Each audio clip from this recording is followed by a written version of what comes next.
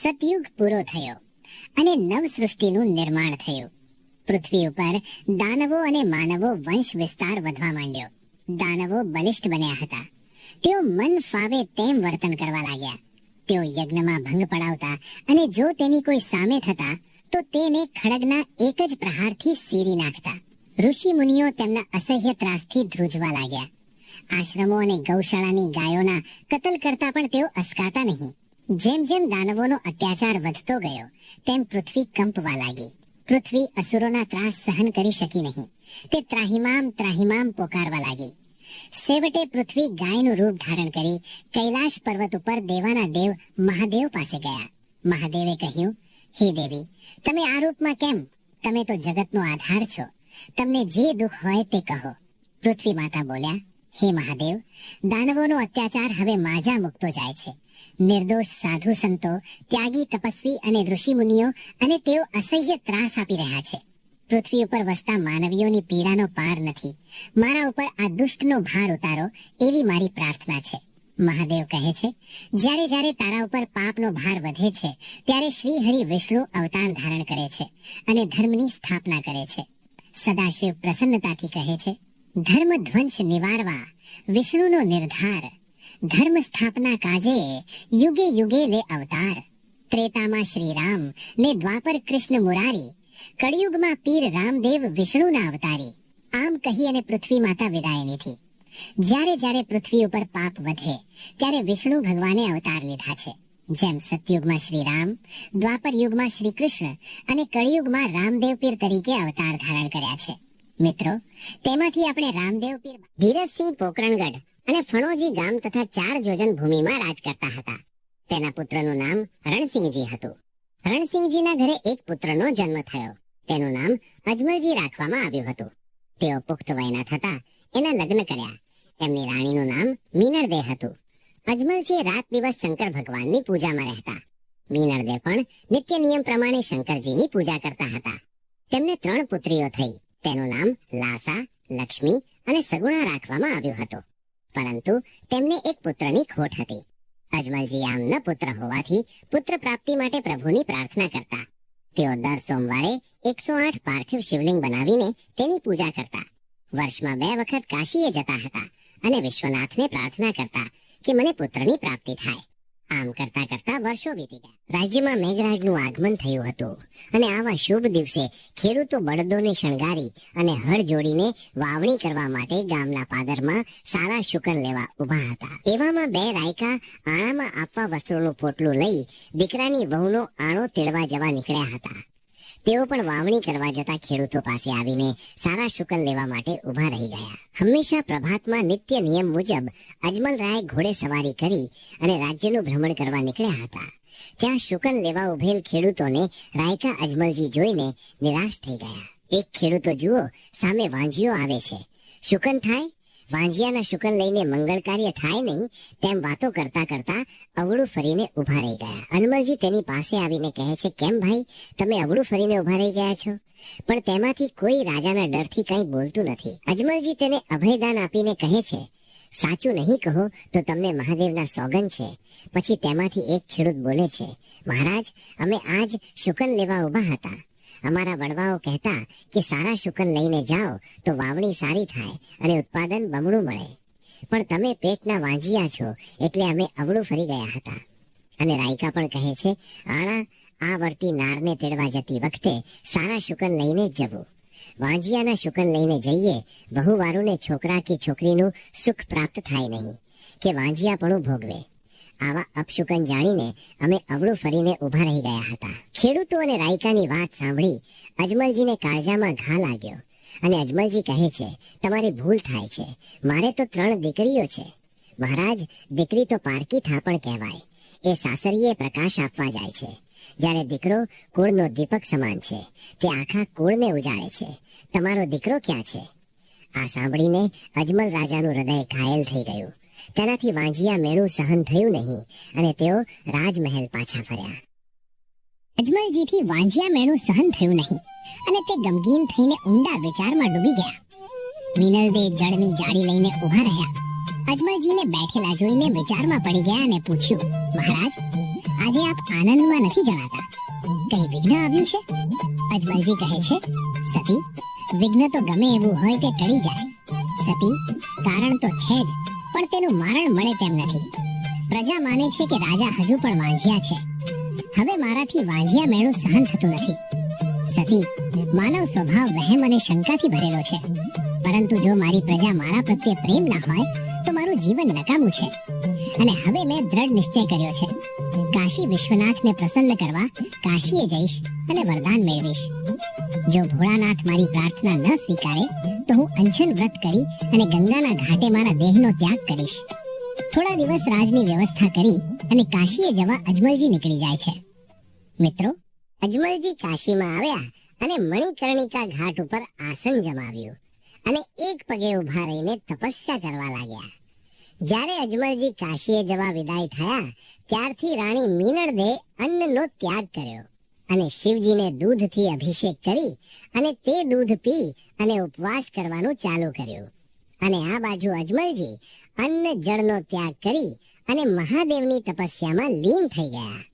આમ કરતા કરતા 7 દિવસ વીતી જાય છે. અજમલજીનું શરીર અશક્ત બનવા લાગ્યું. અજમલજીના જપ તકની અડગતાથી પાર્વતીનું હૃદય હચમસી ગયું અને મહાદેવને કહે છે, સ્વામી, એ અન્ન જળનો ત્યાગ કરી દેહ દમનનું મહા દુઃખ સહન કરી રહ્યો છે, પણ તેના મનોરથ પૂરા કરવા આપ એને વરદાન કેમ નથી આપતા? આ સાંભળીને મહાદેવે કહ્યું, પાર્વતી, તે વરદાની પુરુષ છે. અજમલજીની તપસ્યા હવે પૂર્ણ થવા આવી છે. એમ કહી અને અજમલજીના પૂર્વ જન્મની કહાની પાર્વતીને સંભળાવે છે. મિત્રો, મહાદેવ કૈલાશ પર્વત ઉપર પાર્વતીને અજમલજીના પૂર્વ જન્મની કથા સંભળાવે છે. દ્વાપર યુગમાં ઉદુંબ નામના ગામમાં મંગળ નામનું ભીલ ગામનું ગોધણ લઈ અને જંગલમાં સારવા જતો. ગૌસરાયના મહેનતાણામાં જે દ્રવ્ય મળે તેનાથી તેનું ગુજરાન ચલાવતો હતો. અને આ ગોધણમાં ગબ્બરમાંથી એક સોનાના શિંગડા અને પગમાં રૂપાના ઝાંઝરીવાળી શ્વેતરંગી ગાય આવીને ધણમાં ભેગી ભળતી અને સરવા લાગતી હતી. પછી મંગળ ગાયોને ઘરે લઈ જાય ત્યારે તે ગાય આ ગોધણથી છૂટી પડી અને ગબ્બર તરફ વહી જતી. આવો રોજ રોજ થવા માંડ્યું. એટલે મંગળે વિચાર કર્યો કે આ ગાયનો પાછળ પાછળ જઈ અને તેના માલિક પાસેથી સરાયના પૈસા લઈને આવું. મંગળ ગાયની પાછળ ગયો. ગબ્બરગઢમાં બિરાજતા અંબાજીએ એને સરાઈ પેઠે સુપડું ભરીને જવ આપ્યા. જવ જોઈને નિરાશ થઈ ગયો અને સાદરમાં બાંધેલ જવ માર્ગમાં નાખી દીધા અને ઘરે આવીને સૂઈ ગયો. મિત્રો, વહેલી સવારે મંગળની પત્નીએ જગાડીને પૂછ્યું, સરાઈના પૈસા લાવ્યા? આ સાંભળી અને મંગળે જગદંબાના દિવ્ય દર્શન અને માતાજીએ પ્રસન્ન થઈને ગૌચરાઈના સુપડું ભરીને જવ આપ્યા તેની વાત કરી. પણ આપણે ક્યાં જવની જરૂર છે? જવ તો મેં પાછા આવતા માર્ગમાં ઢગલો કરી અને નાખી દીધા અને સાદર ખંખેરી અને ઘરે આવતો રહ્યો. આ સાંભળી અને મંગળની પત્નીને દુઃખ થયું અને આશ્ચર્યની વાત તો એ થઈ કે જ્યારે તે સાદર જોઈ તો તેમાં સોનાના જવના દાણા ચોટેલા હતા. સોનાના જવ જોઈને મંગળની પત્નીને આનંદનો પાર ન રહ્યો. આ જગદંબાના ચમત્કારિક જવ મંગળ ઘરે ન લાવ્યો, તેથી તેની પત્નીએ તેને ઠપકો પણ આપ્યો. વિચાર કરી અને બંને જંગલમાં જવનો ઢગલો પાછો શોધવા જાય છે, પરંતુ મંગળ માર્ગ ભૂલી ગયો હતો, તેથી માર્ગ શોધવામાં રાત પડી ગઈ. અંધારી રાત ડુંગરની તળેટીમાં ક્યાંય કેડી દેખાતી ન હતી. આથી દંપતીએ નિશ્ચય કર્યો, હવે આપણે માર્ગ નહીં જડે, માટે હવે રાત અહીં જ વિતાવી પડશે. બંને જણ વિચારે છે કે આપણે જગદંબાના દર્શન કર્યા સિવાય ઘરે પાછું જવું નથી. એમ કહી દૃઢ નિશ્ચયથી ત્યાં બેસી ગયા. રાત જામી ગઈ. મિત્રો, રાત જામતી ગઈ. હિંસક પ્રાણીઓની ગર્જના સંભળાવા લાગી. ગર્જનાથી બંને ડર્યા નહીં અને ત્યાં જ જય જગદંબા જય ભવાનીની ધૂન મસાવી.